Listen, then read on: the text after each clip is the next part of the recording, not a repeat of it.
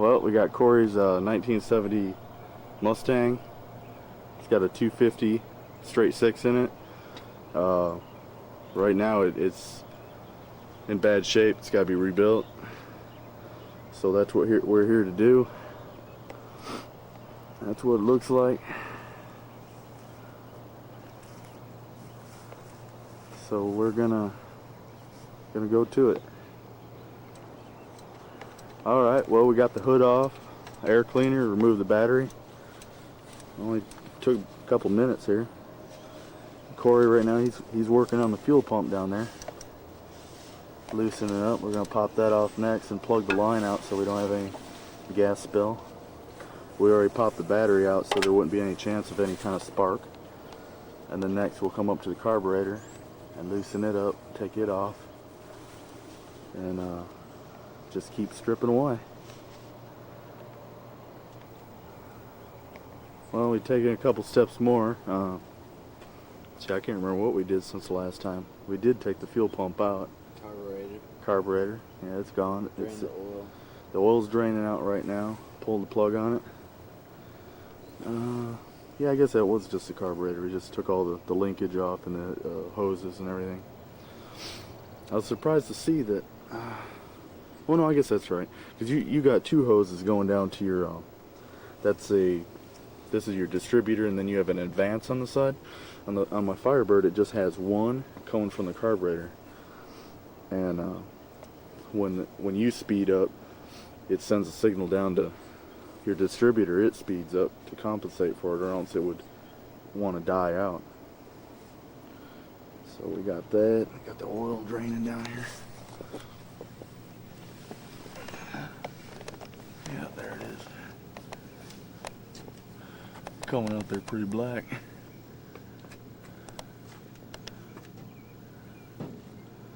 Yep, there it is.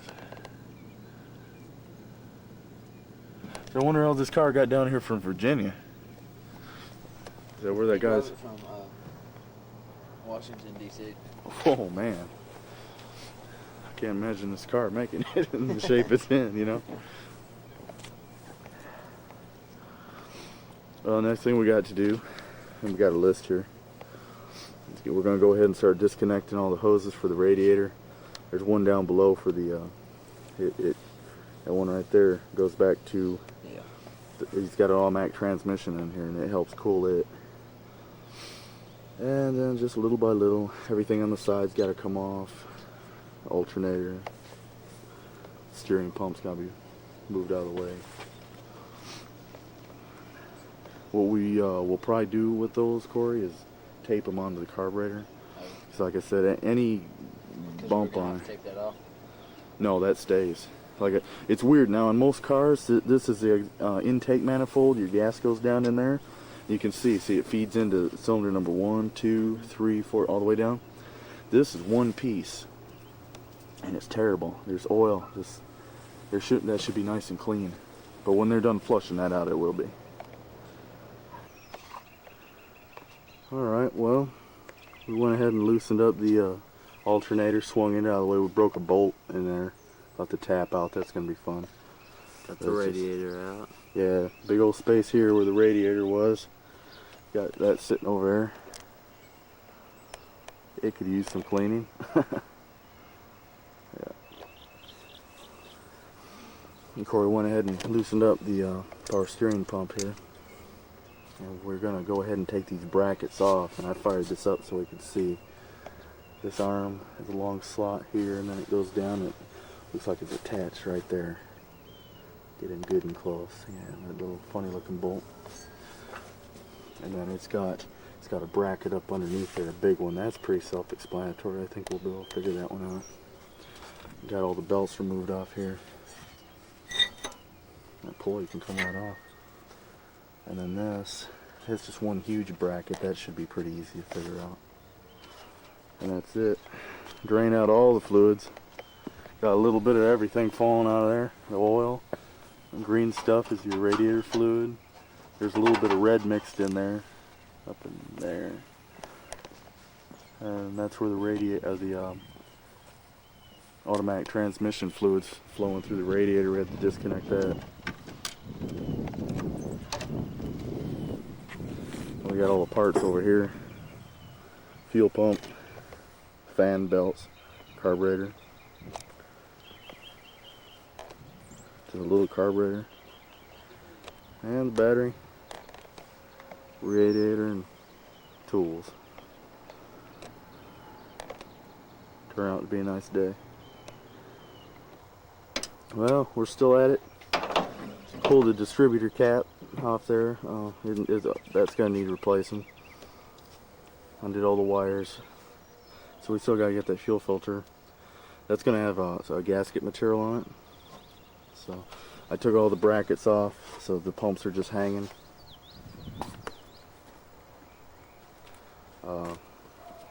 Then this side, the alternator's just hanging off there.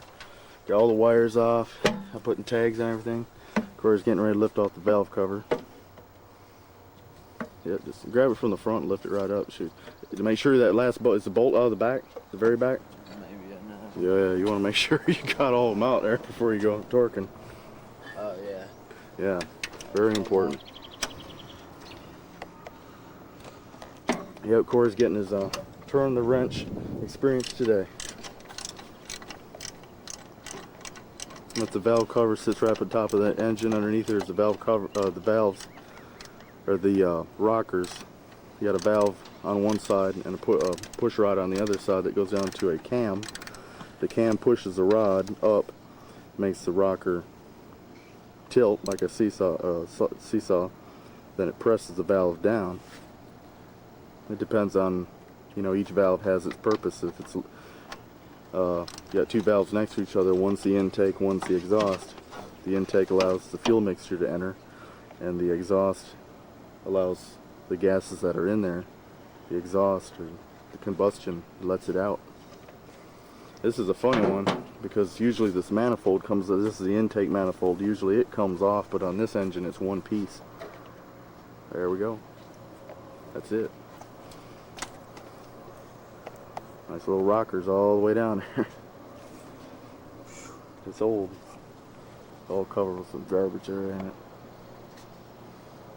Yep. Yeah, that's small once you get that off there. I mean, look how small that is. Yep. Oil spurts up. There's your this is your push rod. That's the push rod right there. What's that? Is this all this supposed to be clean? We'll clean it. Yeah, I mean, but look how bad it is. It's yeah. old. That's not supposed to be crusted on there like that. This will be nice and see. They'll take this part, this head part. They'll take that. Wow, that's quite a trip. So we're gonna go ahead and start breaking bolts down on it. Pull that distributor out, and the the oil filter got to come out. Well, I pulled the head off. There's the cylinders and pistons, straight 6. Got the head over here.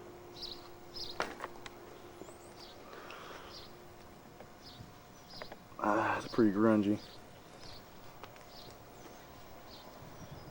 Pulled the exhaust manifold off. That's that right there. Let's see what else. Got the rocker arms. It's all on one long bar there.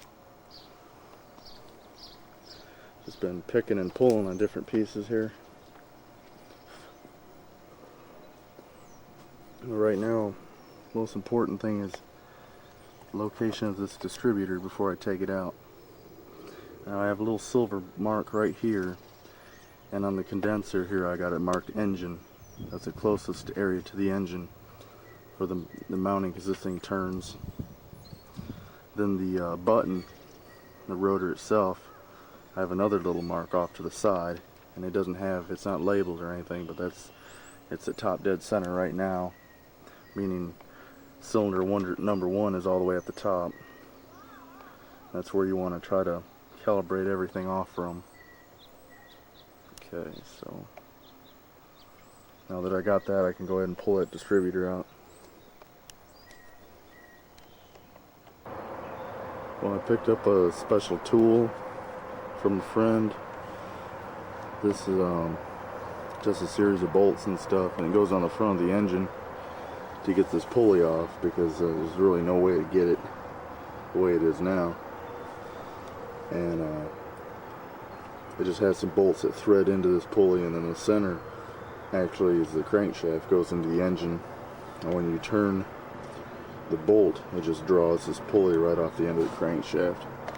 So I'm going to go ahead and rig that up. Well, I got it loose. It was a real pain because that kit only had 2 bolts, and you're supposed to put 3 in. So I had to tighten 1 and tighten 2 down and draw it a little bit, then take 1 out and alternate all the way around because it seats on there really tight. And that's the only way you can draw it off. With 3 it would have been easy, but nothing can go easy. That's the front of the crankshaft right here. It's got a little spline on it, so it lines up only one way. Next I went ahead and I pulled out the alternator because the bolt was broken off, so I'm going to have to take that into work and see if we can't tap that out. Then down right there, I just removed the starter, and then those gears you see, that's the flywheel that connects right onto the end of the camshaft, and then behind it is the torque converter for the automatic transmission. Actually, you can almost see that nut right there. That's what holds it together. There's like 5 or 6 of them going all the way around, and so I'll have to take all those off. There's a little pan underneath that's got to come off. So I removed the starter. This is the starter right here. When you turn the key, this little small gear here pops forward up to this area, and that's where it meshes with the teeth on that gear. Then after the car starts and you let off the key, it kicks back to get out of the way. If you ever try to start your car a second time after it's already running, you hear that grinding. That's these teeth hitting against those teeth right there. And well, if I had that pulley on there yet, I could turn it and you could visually inspect that gear right there to see if it's bad or not. It looks pretty good to me right now, so then we'll go ahead and pull the pan off the bottom of the engine and see what that looks like under there. Well, I looked underneath it. It's got a pan under there, but that's way back in the transmission area, so that's not going to do me any good. There's bolts that are just on the back side. I believe that's what I got to take out in order for the engine to come loose, but I'm going to wait until I got some people around, so we'll be able to do something with it, not just let it teeter in here. I took off the timing chain cover. That came off since I got the pulley off. What I wanted to note here is there's a mark on this. If I can't get it, yeah, there it is right there. A mark on it right there. That little mark is aligned with the spline, and that's very important. If we get off to the side, well, it won't go off. Well, yeah, it does right there. So everything lines up. This spline with that mark and the center of that bolt. That's got to be set up that way before that chain can go back on. So I'm going to see if that cam won't come up. That bolt won't come off that, and the cam won't come loose. Well, I went ahead and I removed the chain, timing chain, the gear that was in there, after I made sure that all the alignments were correct. Got a pretty good idea on that. The only way to disconnect that flywheel from the converter is right there. Right down inside. There's a lot of sun here, so okay, right there. That's what I got to work with. It's about a 4-inch hole, but the way to get to that, I took one off. That's just that stud sticking out. That's coming from the converter, then just go through a hole in the flywheel. That's what connects the engine to the transmission. That and the bolts on the outside, but you want to take the inside apart first before you're going to try to tackle anything else. The way I got it down here, I got this wrench on here, and what it does is, see, makes the pistons move, turns the whole engine. So, and same for down there, you can see. So what I got to do is just turn this around here.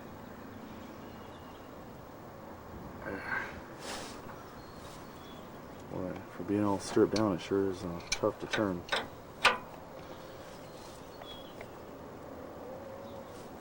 Okay, there's one. Now I have to lock my position here. Just gotta go a little bit. There. Now I gotta get in there and go ahead and try to take that bolt out. And since everything is on this crankshaft, I gotta lock it down.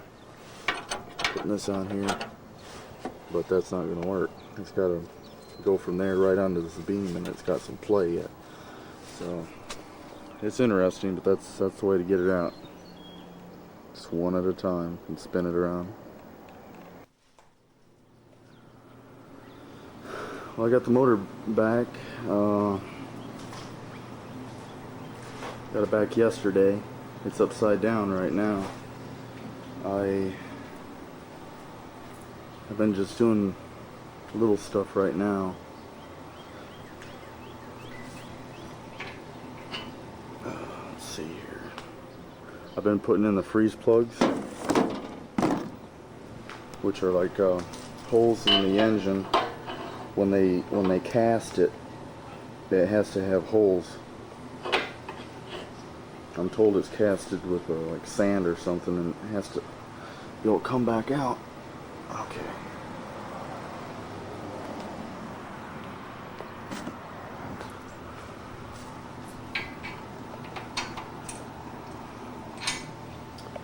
Yeah, these are freeze plugs.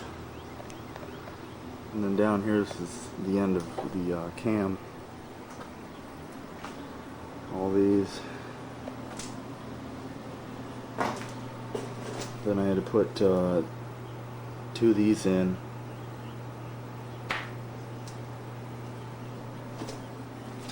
These keep the coolant from spilling out. And this would this taps into where the oil is.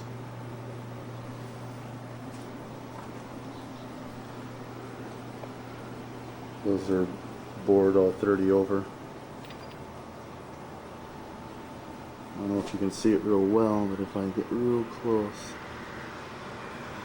if you can see that edge right there, this cylinder right here had a big hole in the side of it when they bored it out.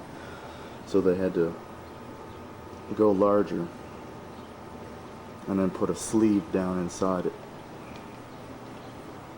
So that's that. I got all the caps down at the bottom.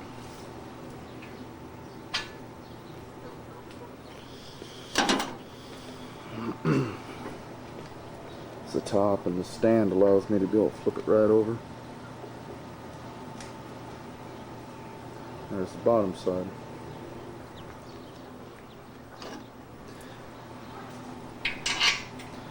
I've taken this lube stuff. It's like a lithium grease.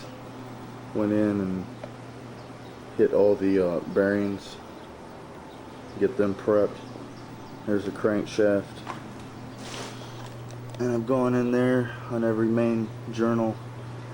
Got it coated up good, so I'm getting ready to slap that in there. See what it looks like.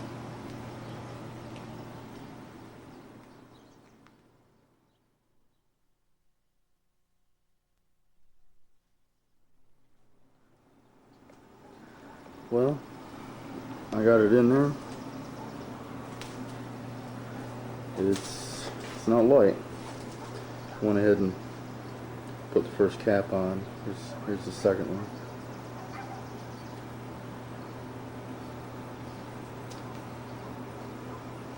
They're numbered. Like there's number 1. It's got an arrow facing toward the front of the motor, and this is the front where the timing chain will go on. Yeah, that's number 2. And it's got its 2 bolts.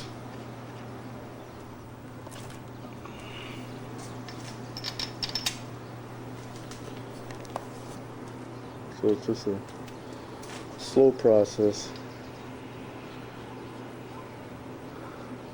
Making sure everything is just right. It's my first one, so take my time.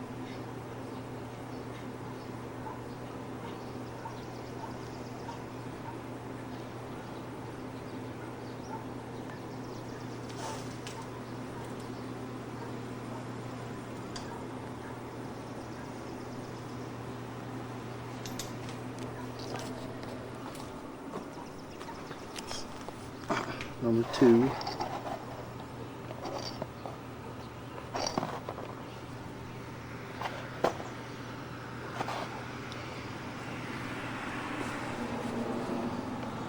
I'm checking it for contamination.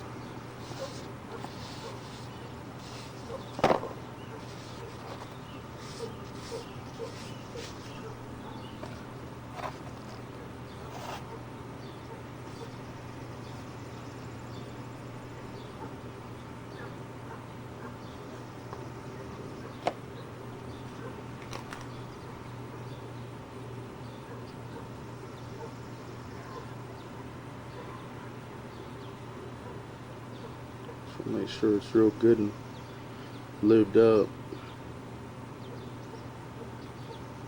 I guess we use the thicker stuff so it don't just run right back off like regular oil would.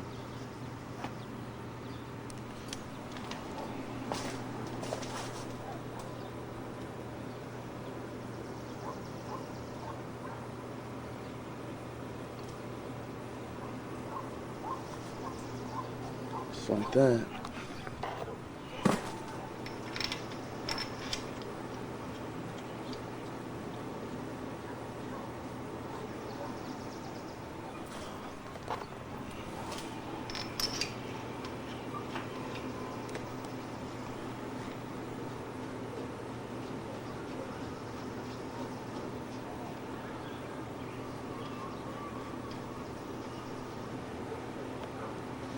That's about it. I just have to put all the other ones on, and that's about it.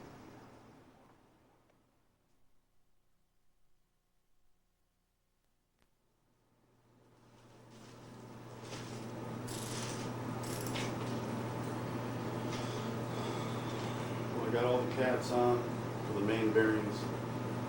I got them just basically hand tight. Well, so the next step is I'm going to go ahead and torque them. Torque basically refers to how tight a nut is. If you're just tightening with pliers or something, you tighten as far as, what you usually feel is tight, but that's not good enough with an engine. Because with the pressure and the vibration and stuff, they could get loose. Too tight, a bolt might break. Too loose, you just unthread itself, and you don't want that, not in an engine. So right now I got what's called a torque wrench, and I can dial in how many foot-pounds of torque I want. And the book recommends 60 to 70. I'm going 50 on the first try, and then I'm turning this to make sure it's not binding up or anything. So the way I know is I dial in the foot-pounds, and then when I turn it, it'll go so far and then it'll click for me, and that lets me know that I've reached the 50 pounds. So, let's see. I'm going to brace myself a little bit. I just turn it. There. Nice little click. Go to the next one. There it is again. Now all these are torqued 50 pounds right now. Like I said, I'm taking it in 2 steps. I'm going 50, then I'm going to go 70.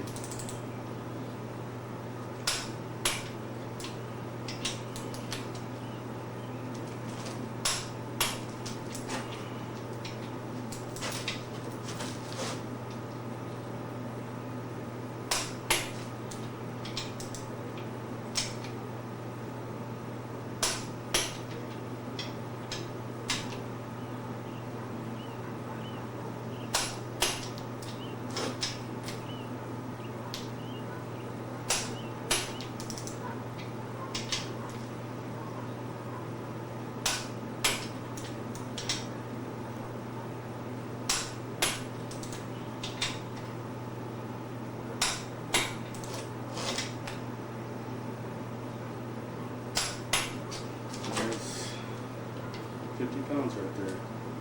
Still turns easily. I'm going to set it up to 70. And the way I do that, I don't know if it can be seen or not. No, it's too bright. But there's a window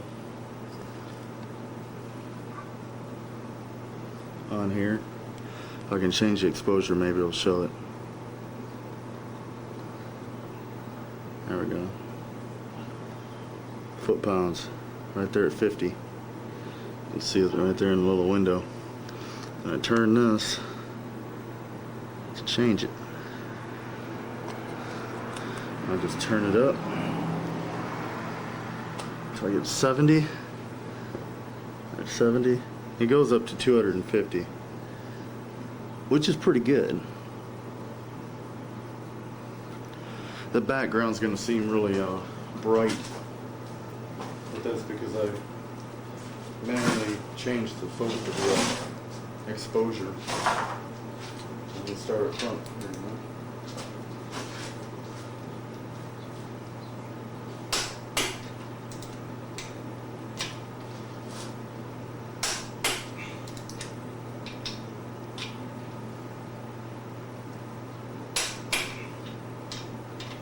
A handy little tool.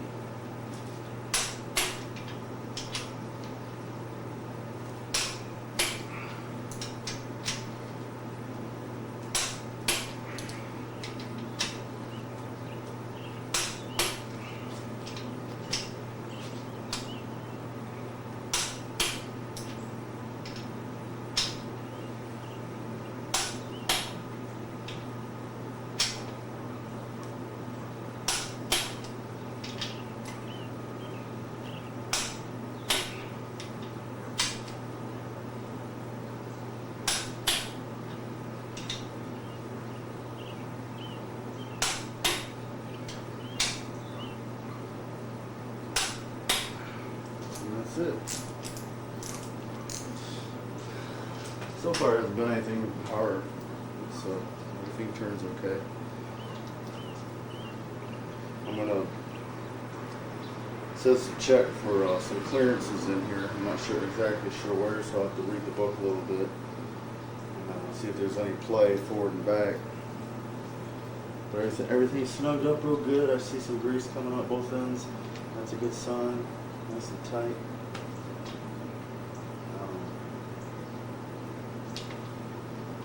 So that's all for now. It's fun. It's basically like an oversized model.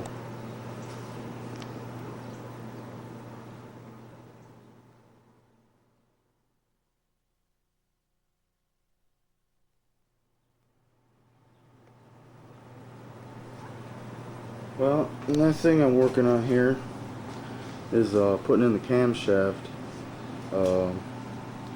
There's bearings in here. Bearings are what the moving piece rides on. Okay, they're pressed into the block here. There's one there, one here, and one in the end there. And then that's where that freeze plug goes on. I got in there and I oiled those areas up real good. Right now I got it part way in, resting on the bearings. I wouldn't want to stop it when it's binded or anything.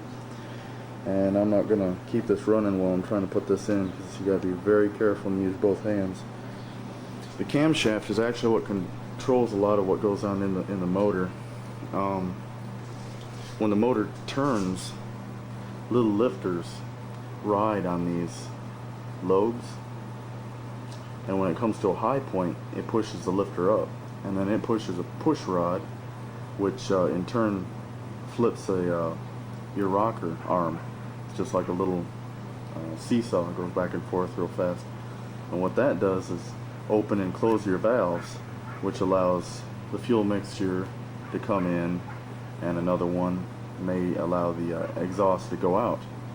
But it's very important that this is set up just right, and that they don't stick, or that they're not out of timing, because if so, then it won't fire right. It'll run poor, if at all.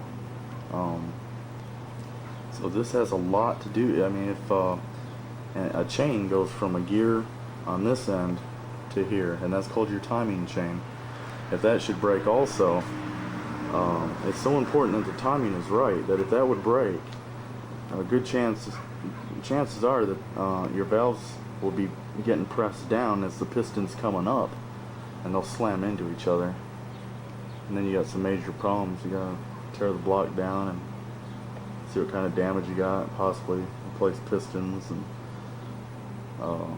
valves and all kinds of stuff. So you got to make sure everything is timed just right. So that's what I'm putting in now. It's the camshaft.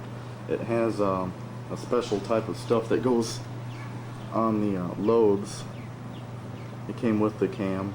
So once it's in, I'm not gonna mess with it tonight. After I get this in, that's it. Put this in all the way. It'll go nice and flush. This part here will be all the way up to here, and then a plate will go over it and hold it, and all that'll stick out is this little teeny end, which will hook up onto a gear, and that's the other gear that goes with your timing chain. So that's probably where I'm going to leave it, but that stuff, it's like dark blue stuff, gets squirted all over these lobes, and so they'll break in when you first start it up. The car that's already has run has had a chance to adjust and mate with other parts, but this is all brand new. These surfaces are brand new. I'm surprised. I didn't know that these lobes would be this rough feeling. I thought they would be nice and smooth like the other parts on this cam, or like the crank, but they're not. So there's going to be a lot of friction, and if everything isn't lubed just right, and if when you fire it up the oil ain't running right, you can have a premature I mean, it just it'll seize up, a premature failure, and you don't want that after all this hard work. So just gotta double check everything you do and be real careful about doing it.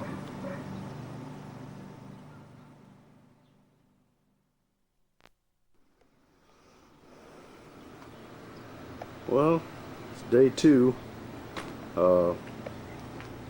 There's the old oil pump.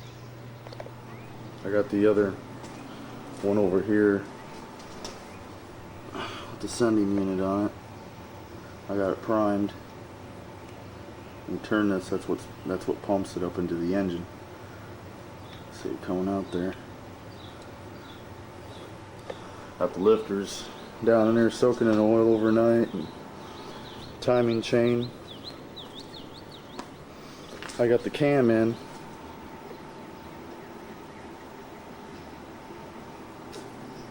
And the gear on. There's a thrust plate back there that it's put on. I painted the block black. Then I went back with some carb cleaner. It wiped down all the areas, like where gaskets are going to be and all. Cleaned it up, masked off the top.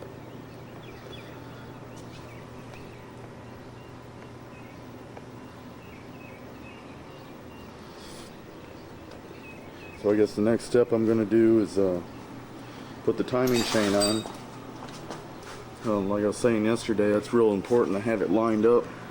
You got 2 gears here, and they both have a little, like a mark on each one. You take it straight edge and go from center to center. In this case, I'm going to go from that spline. It's always fun to do with one hand. To the center of this. My marks are pretty much right on. So now I have to go ahead and put the chain on. Just dip down in the oil there. Get it all lined up. Then I'm going to turn it over and put the lifters down in.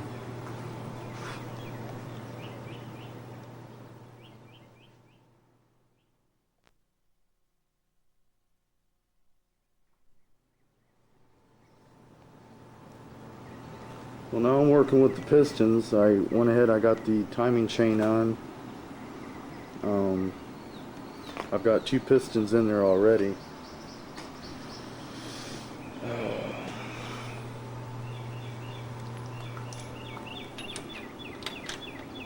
number 1 and number 2.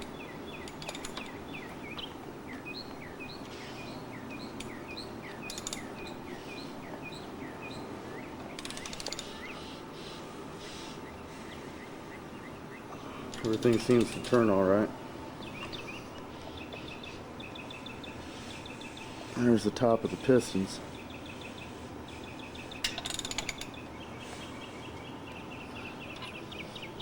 So next one I'm going to work on is third one there. I get the crank journal at the very bottom so I can work on it. That'll do it. And then what I've been doing, this piece of plastic.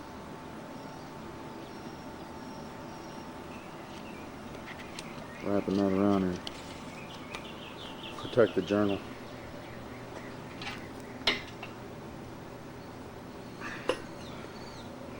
The motor upright.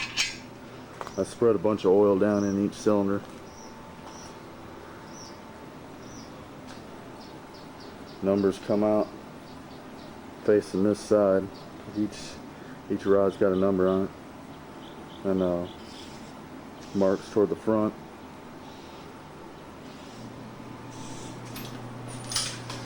Now, I don't know if other pistons are different, but this one's got. All right, here's number 3. It says it right on the side there.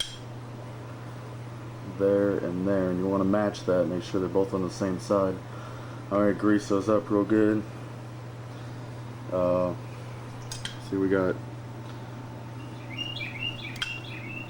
2 compression rings on top, and then 2 oil rings.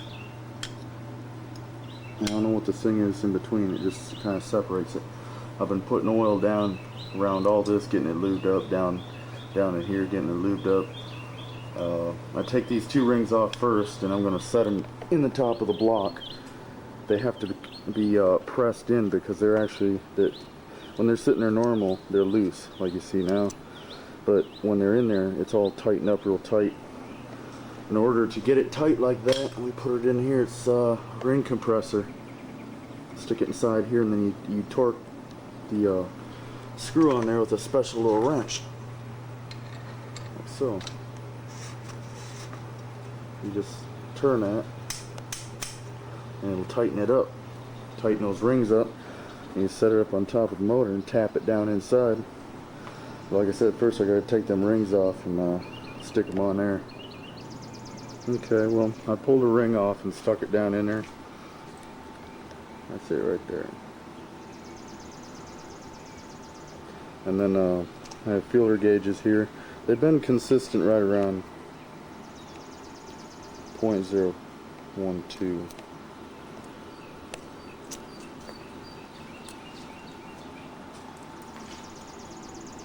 Where the gap is, after you check it.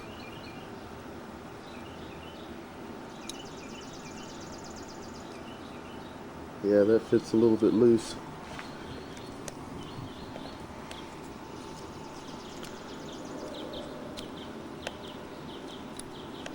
Try it. Next size up. That fits. Still a little loose. You just don't want it too tight. So when that ring heats up, it's going to expand some. It's got to have somewhere to go. If it doesn't have somewhere to go, it's going to break. You don't want that. Okay, so next I got to put those 2 rings back on.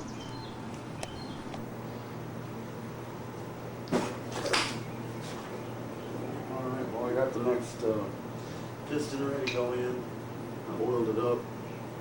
That's what it looks like in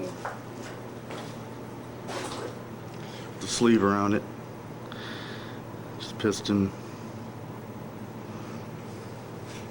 I'm pressing those rings in it so I can slide it in. I'll make sure the notch is toward the front engine. Another piece of plastic down here to protect the journal. Don't want to scratch it. Just get it in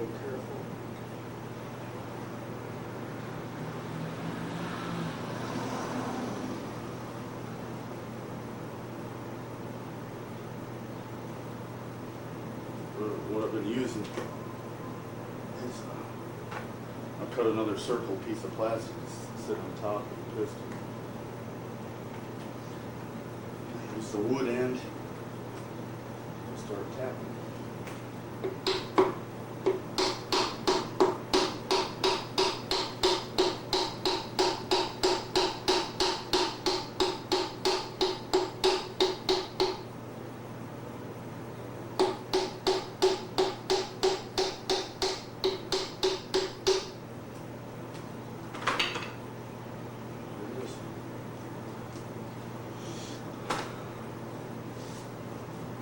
Very nasty, dirty, greasy work.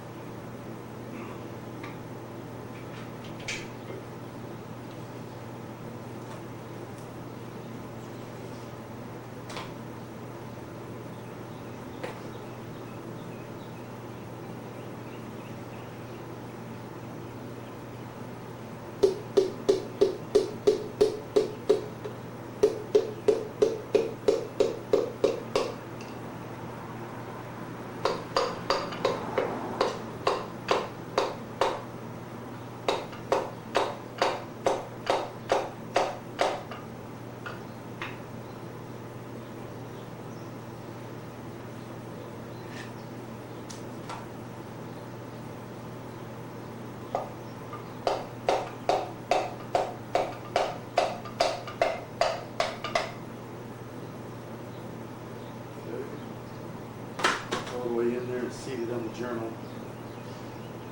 Take the handicap. Make sure the numbers on the same side.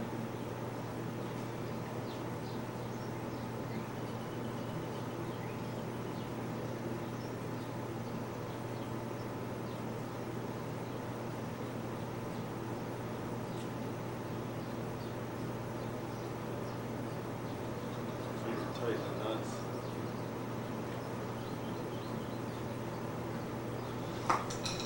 You gotta torque these also. Book says about 26. I've always been going high end.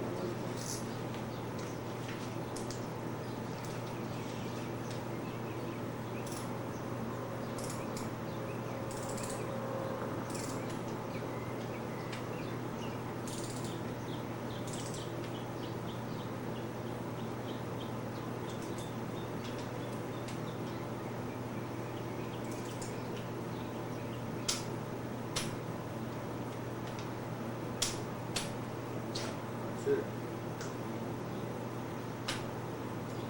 One more down. That's where you go.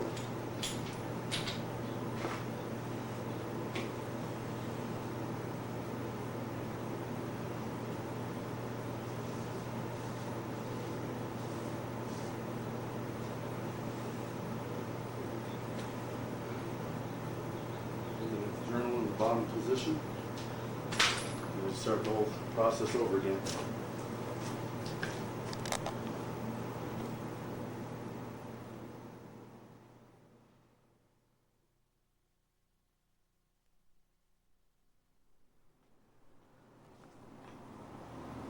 Well, I got it. Got all the pistons in. Everything's torqued. Probably just turn it upside down and spill some oil on it, let it sit. Take a break.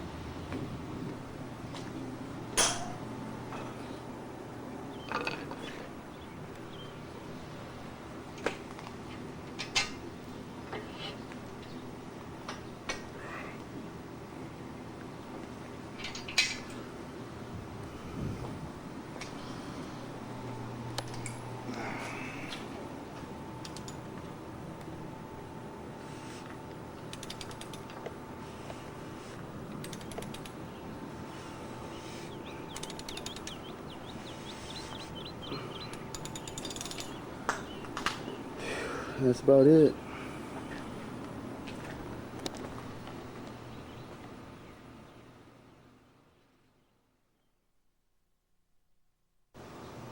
Well, I got the oil pan on, the timing chain cover, Knocked out some seals like inside here. Put the new seals in. Painted it all.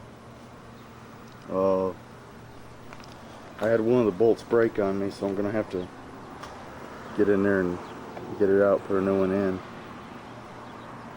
Some of these front bolts are missing. Two of the long ones. So I'll have to hunt those up, see where they went to. Got it all painted black. I threw the oil filter on. See what it looked like on there.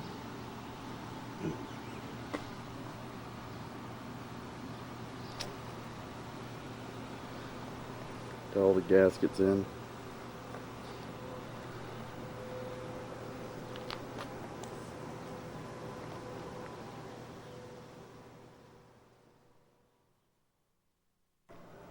Well, we took it to the next step and went ahead and put it back in the car. Put the flywheel back on it. That's that little thing with the gears on it. It was fun because we had to get it lined up just right for those bolts to come through the holes.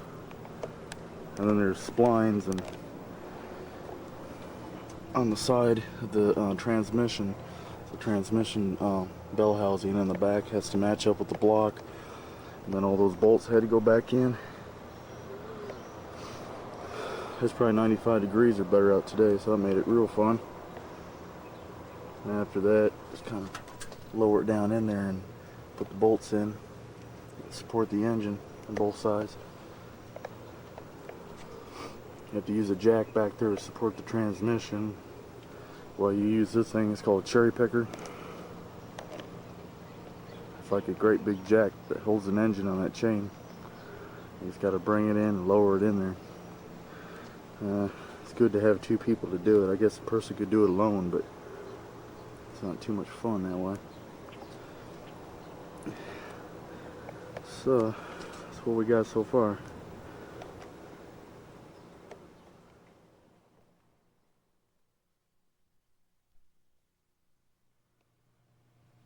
Yeah. The old Mustang. We got a lot of stuff on it.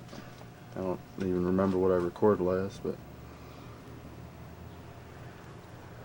And there's the goober owner. Yeah, and here's my gasket. I custom made this gasket. Just cut it right out. Because Corey forgot one. And that's how it is.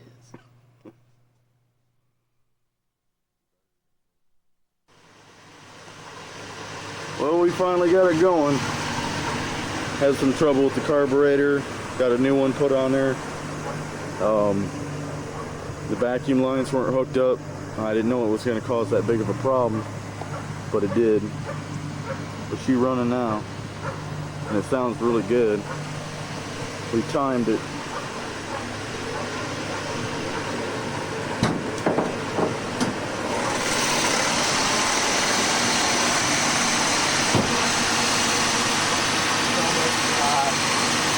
Do what? Oh, is it? Okay. We probably want to go ahead and shut it down then.